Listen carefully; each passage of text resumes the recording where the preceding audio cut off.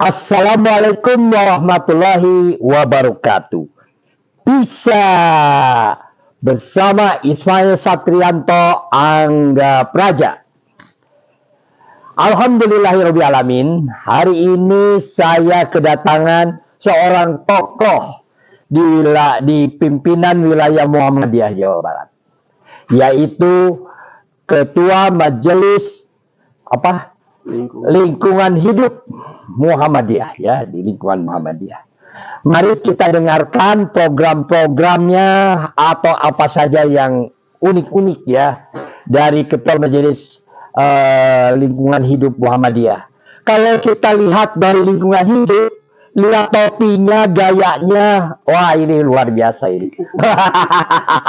Luar biasa. Ya silakan Pak. Dan biasa. Ya, namanya ini Pak Tahim. Ini adalah teman saya di Pemuda Muhammadiyah, ya, dan aktif sudah sangat lama ini. Sudah berapa tahun ya kita kenal ya? Oh, 36 tahun, 36 tahun, 30 tahunan begitu ya. Ya, kita aktif di Muhammadiyah, ya ini di Sumedang dan saya di Garut. Kami persilakan Pak Tahim. Ya. Assalamualaikum warahmatullahi wabarakatuh. Waalaikumsalam. Kang Ismail, caleg dari Partai Umat nih ya. Ya. Dulu saya yang aktif di politik. Sekarang Pak Ismail, saya udah istirahat 15 tahun yang lalu. Iya. Selamat berjuang Pak Ismail. Siap. Allahu Akbar, Allahu Akbar, Allahu Akbar. Merdeka. Ini saya nomor 4. Nomor 4 di Partai Umat ya. Istrinya nggak 4.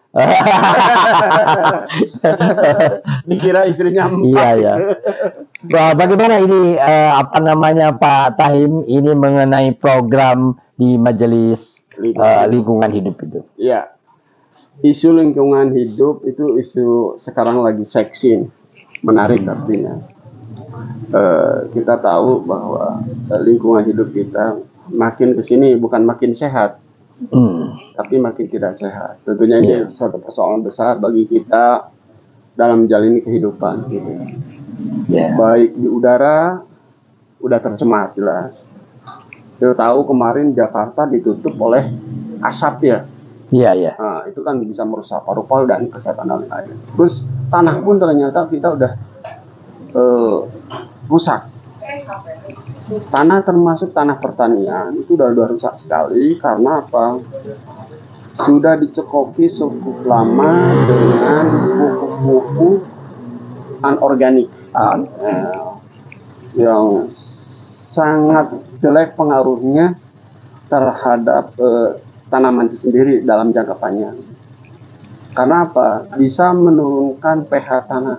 Nah, kalau udah pH tanah turun, tanaman udah nggak nyaman lagi hidup, sehingga tidak mampu lagi menyerap nutrisi yang disediakan, gitu. Sehingga ini tidak produktif, gitu ya. Dan katanya kita perlu sekitar 50 tahun lah untuk recovery supaya kembali lagi sebelum tahun 70 ya. Kan 70-an ke sini adanya urea dan segala macam. Nah, kita di Majelis Lingkungan Hidup diantaranya salah satunya itu ingin hidup kita lebih sehat, berarti perlu lingkungan sehat. Nah, termasuk tadi satu lagi, jadi udara, darat, laut. Laut kita udah rusak. Ya. Apa yang dikirim dari Sungai Citarum dan segala macam ternyata tuh membawa zat kimia ya. Macam-macam. Gitu. Iya. Kita tahu Citarum ini sebagai sungai terpolusi di dunia. Allahu Akbar. Mulai dari Bandung Selatan itu kan ada daerah kawasan industri, terus walaupun dan itu nggak kontrol kebanyakan, sehingga ada gerakan dan perhatian dunia. Iya. Orang kalau tahu ikan yang ada di sepanjang Citarum itu udah tercemar, gitu ya. Jadi bukan ikan yang mencemari, tapi ikan yang dicemari oleh lingkungan, oleh air yang tercemar oleh berbagai residu limbah industri, gitu ya. Ini saya kira persoalan juga yang perlu diperhatikan oleh semua pihak. Kelihatannya pemerintah nggak mampu cuma menghitung aja katanya untuk memperbaiki Iya. emisi karbon aja kata itu perlu uang 4.000 triliun, bayangkan aja melebihi APBN. APBN kita kan cuma 3.000-an ya. Iya, iya, iya. Bayangkan aja nih, dampak dari salah ngurus alam akhirnya menimbulkan biaya yang luar biasa. Mungkin biaya lingkungan, biaya sosial, ini akan lebih besar kayak di kawasan industri itu dibandingkan pajak yang didapat oleh pemerintah bisa negatif. Yang untung siapa? Hanya kelompok tertentu. Oligarki. Tebak sendiri aja. Nah, kita ingin memperbaiki itu semua ya sebagai bentuk kepedulian lah, gitu ya. Kita tentunya nggak bisa sendiri. Iya. Perlu semua pihak. Ya pemerintah tentunya sebagai yang punya power, yang punya anggaran saja lebih aktif. Kita hanya support sebenarnya. Kita kan punya anggaran, ya nggak punya power, gitu ya. Kalau pemerintah kan punya power. Ketika ada industri yang melanggar, mau membuang limbah bisa ditutup. Kalau kita kan hanya mengajak, menghimbau, tolong itu jangan. Dan dari pemerintah melanggar bisa ditutup. Nah, mereka punya power, punya anggaran, bergerak pun mereka punya anggaran, kita nggak punya anggaran. Jadi Muhammadiyah di mana ini posisinya ini? Ya di Muhammadiyah ada Majelis Lingkungan Hidup Muhammadiyah ini. Ya, pertama kita adakan semacam ya dakwah lah. Pikiran Muhammadiyah gerakan dakwah juga. Ya, gerakan dakwah amar ma'ruf nahi munkar. Dari gerakan dakwah amar ma'ruf nahi munkar di bidang lingkungan hidup tentunya. Iya. Bagaimana mengajak masyarakat supaya sadar semua pihak ya.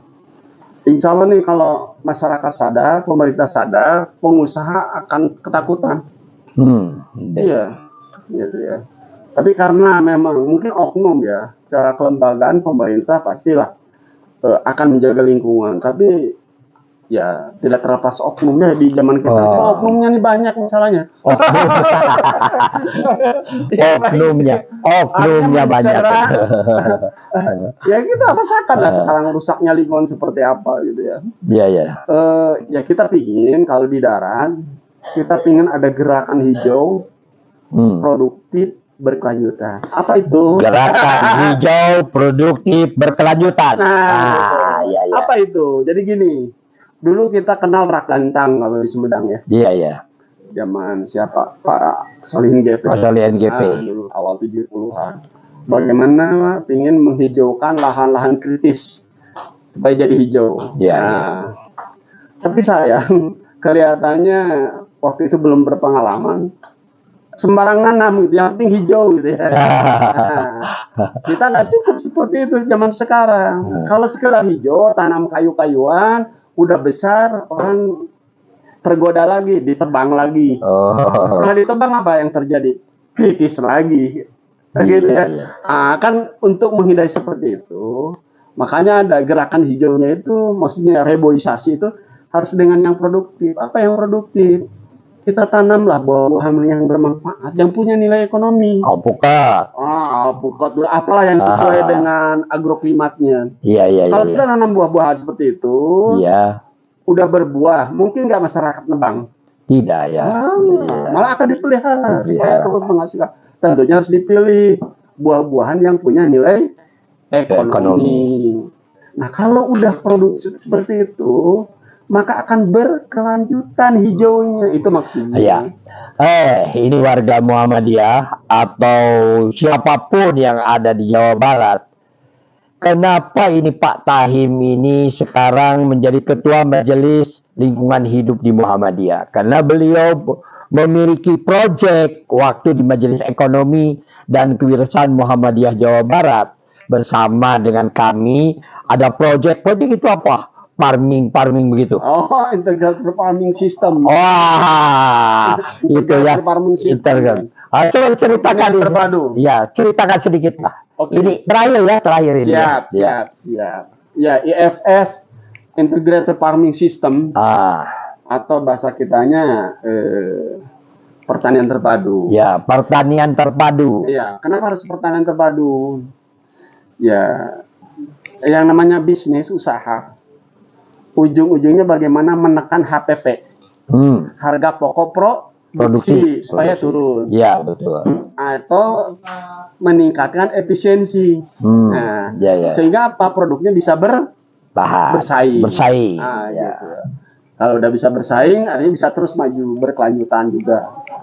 Nah, di pertanian terpadu itu tujuannya itu bagaimana ada perputaran sirkular ya, agribisnis sirkular. Nah, jadi nanti tidak ada limbah. Misalnya gini, biasanya antara pertanian dalam arti yang lebih sempit, ada peternakan dan perikanan. Ini menyatu dalam satu kesatuan sistem. Ya.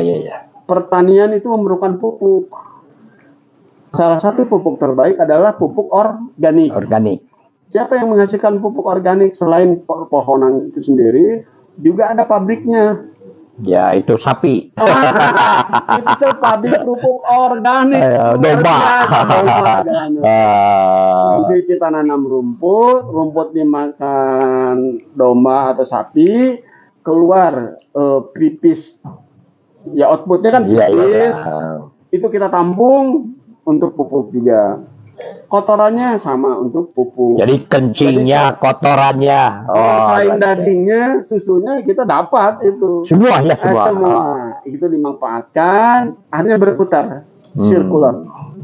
Nah, insya Allah, kalau pupuk tidak beli atau setidaknya mengurangi pembelian pupuk keluar, akan terjadi efisiensi ya. Iya. HPP bisa turun. Iya. Sehingga bisa menekan biaya pokok produksinya itu, harga pokok produksinya, sehingga bisa bersaing. Seperti itu secara singkatnya, Pak Ismail. Komentar Pak Anwar Abbas sudah ke sana ya? Ke tempat saya ada. Oh iya. Apa komentarnya? Ya, apa ya? Beliau punya cita-cita yang sama.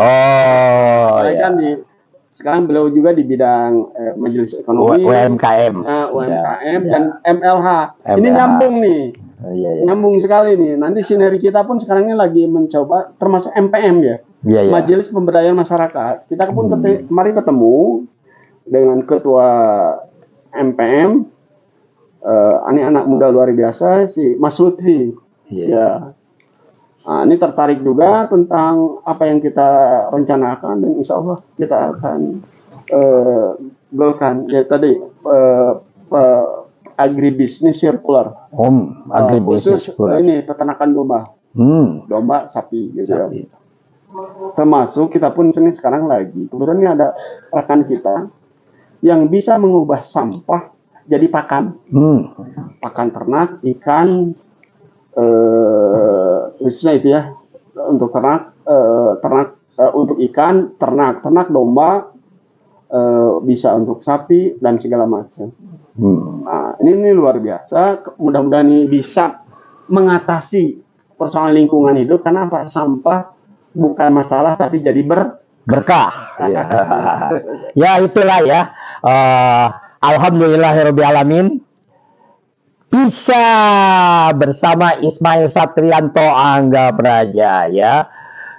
Ya kata Pak Tahim, memang saya nomor 4 ya di Partai Umat. Nomor 4 ya untuk Provinsi Jawa Barat ini, Jawa Barat ya. Tapi ya kita ini kalau baik ya itu kita ini hanya bekerja sajalah maksimal ya. Ini baik apa jadi dan tidak itu terserah Allah sajalah. Ya. Alhamdulillahirabbil alamin. Kita ucapkan terima kasih, mudah-mudahan Pak Tahim sehat ya, programnya terus berjalan ya. Wassalamualaikum warahmatullahi wabarakatuh. Waalaikumsalam warahmatullahi wabarakatuh.